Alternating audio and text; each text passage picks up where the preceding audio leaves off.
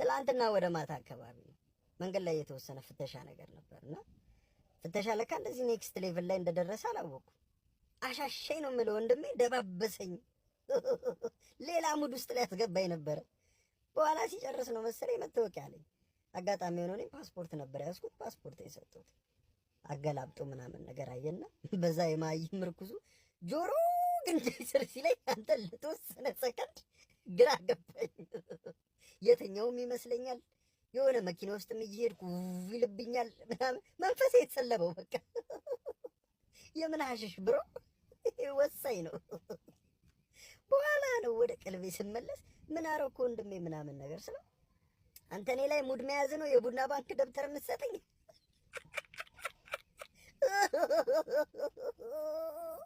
ቡን ያደርግህ ወንድሜ፣ ቡን በለ ቀር።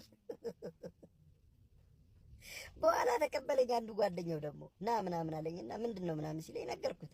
በቃ ለመግባባት ነው ችግር የለውም ሂድ ወደ ቤት አለኝና ይቺን እሻት በበረዶ አለኝ።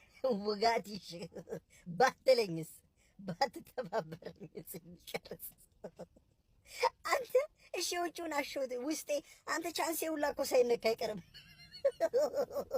አናቴን መቶኝ እግሬ ጥፍር ድረስ ነው የነዘረኝ።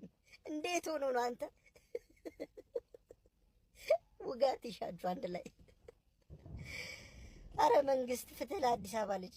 አረ ተሰቃየን።